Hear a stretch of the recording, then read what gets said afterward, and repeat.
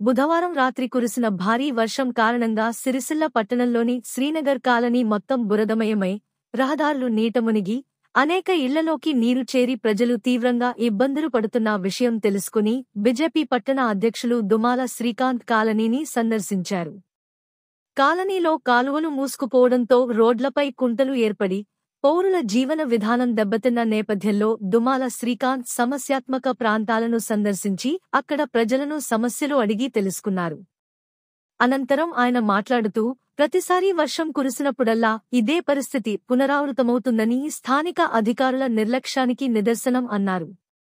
ప్రభుత్వం వెంటనే స్పందించి శ్రీనగర్ కాలనీతో పాటు పట్టణంలోని సమస్యాత్మక ప్రాంతాల్లో శాశ్వత కాలువ నిర్మాణాలు చేపట్టాలి. ప్రజల ప్రాణాలు, ఆస్తులు రక్షించడం ప్రభుత్వ ధర్మం అని తీవ్రంగా పేర్కొన్నారు. కొత్త చెరువు నుండి వస్తున్న వరద నీటికి యుద్ధ ప్రాతిపదికన శాశ్వత కాలువ నిర్మాణం త్వరగా చేపట్టాలని డిమాండ్ చేశారు. ప్రజల పన్నులతో నడుస్తున్న ప్రభుత్వం ప్రజల పట్ల బాధ్యతగా వ్యవహరించాలి. వర్షం ఆగిన తర్వాత కాకుండా ముందస్తు చర్యలు తీసుకోవడం అవసరం. ప్రతి వర్షం తర్వాత ప్రజలు బాధలు అనుభవించటం అసహనం కలిగించే విషయం అని శ్రీకాంత్ వ్యాఖ్యానించారు. ఈ సందర్భంగా ఆయన ప్రభుత్వాన్ని హెచ్చరిస్తూ ప్రజల సమస్యలను పట్టించుకోని ఈ నిర్లక్ష్య ధోరణి కొనసాగితే భారతీయ జనతా పార్టీ ప్రజలతో కలిసి ఆందోళనకు సిద్ధమవుతుందని స్పష్టం చేశారు. ఈ సందర్భంగా బీజేపీ నాయకులు, కార్యకర్తలు సూరం వినయ్, దేవరాజు, రామారావు, నరసయ్య, కనకయ్య, వెంకట్రావు శ్రీనగర్ కాలనీని సందర్శించి ప్రజల సమస్యలను ప్రత్యక్షంగా తెలుసుకున్నారు.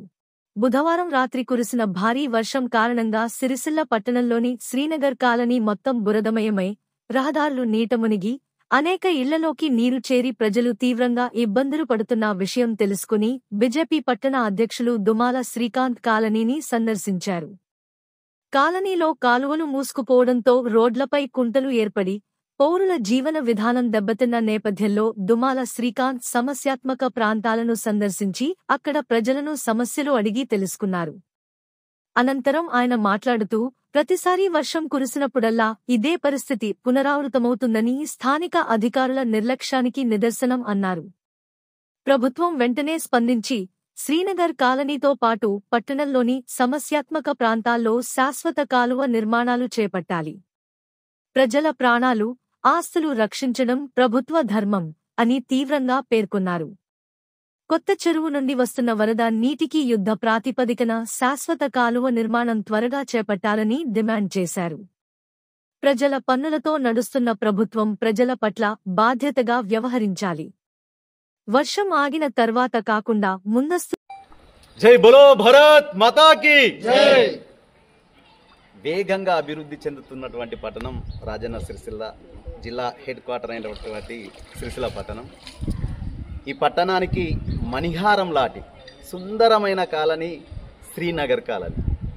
ఇటు శ్రీనగర్ కాలనీ ఇంత తొందరగా అభివృద్ధి చెందుతున్నటువంటి ఈ సుందరమైన శ్రీనగర్ కాలనీని గత పాలకుల నిర్లక్ష్యం, వాళ్ళ వైఖరిని వలన ఈరోజు ప్రతి గడపకు, ప్రతి గల్లీలో నీటి దుస్థితి. ఎవరింట్లోకి వెళ్ళాలన్నా కానీ మోకాళ్ళ మట్టి నీటిని దాటుకుంటా పోయే పరిస్థితి. ఇటువంటి ఈ దుస్థితికి కారణమైనటువంటి గత పాలకులు, అలాగే ఇప్పుడు ఈ వచ్చి 2 సంవత్సరాలు అవుతున్నటువంటి ఈ పాలకులు కూడా ఏమి చేయలేని పరిస్థితి.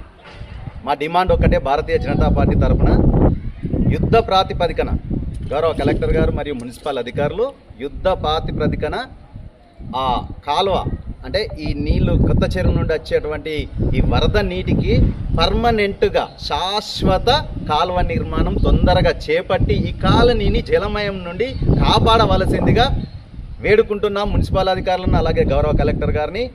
ఈ పరిస్థితి వచ్చే సంవత్సరం ఉండకూడదని, ఈ కాలనీ వాసుల అవస్థలు, ఈ బాధలు తీరాలని, వాటి వెంబడ ఇది నిర్మాణం శాశ్వత నిర్మాణం అయ్యేంత వరకు భారతీయ జనతా పార్టీ కొట్లాడుతుందని తెలియజేసుకుంటూ భారత్ మాతా కీ జై.